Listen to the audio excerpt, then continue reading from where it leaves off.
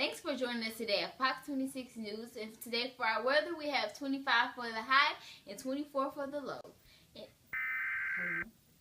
We seem to have breaking news. There seems to be a tussle at the Supreme Court. And we have Lori Nowlin live right now. Lori Nowlin live from Fox 26 News. I am here in front of the Supreme Court with Maryland and McCullough. There seems to be a misunderstanding. Oh, it seems like there's getting out of hand. Go.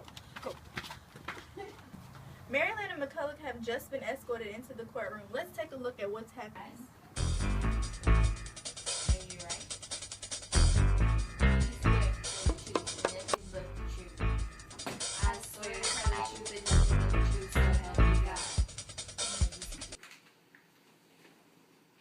Opening statements from McCullough. I refuse to pay taxes to the state because nowhere in the Constitution am I obligated to. Opening statements from Maryland. I feel that there's a huge need for taxation, and the National Bank does this. Can I say one more thing? Yes, ma'am. In the Constitution, there's a gray area, and it allows the state to impose any tax that it feels necessary or proper on the people in the state. And this is the elastic clause, and I feel that it is not only necessary but also proper for this taxation to happen. Obviously, it's not that necessary because 2 years ago, the banks were allowed within individual states. Order in my court. I have made my decision. The Constitution is an instrument of the people, not the state. Therefore, the federal Constitution has supremacy over the states. The intensive case of Maryland versus McCullough has just been dismissed, and here I have the representative from the state of Maryland. How do you feel about your loss? How do you think I feel, bailiff?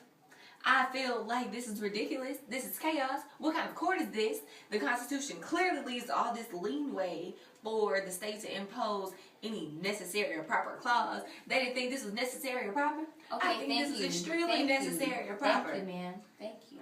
Pocketeer with their very own McCullough, who refused to pay taxes and has just won the very intense case in the Supreme Court. How do you feel about this?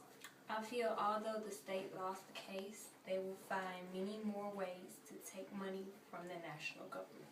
Well, there you have it from McCullough. Here, the Fox 26 News. First, you heard it.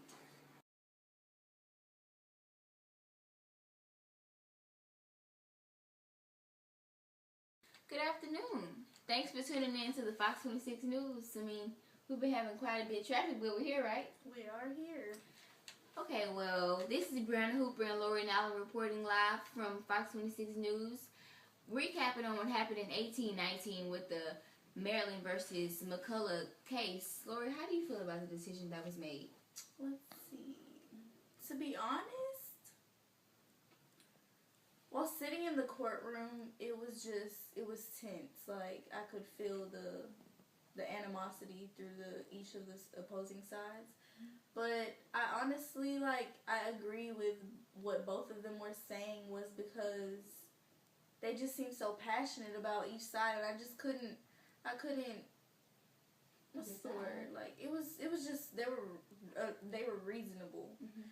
But obviously Judge Marshall did not agree.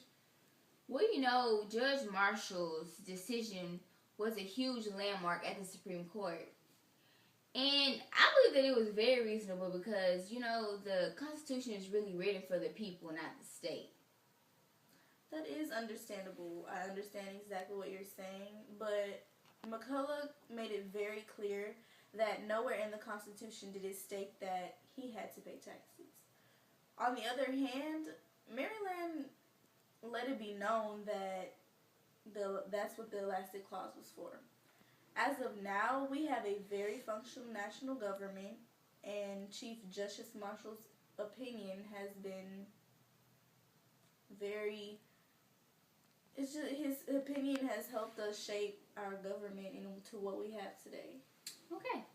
Well, there you have it. You know how we feel about the case, and we would love to hear your voice.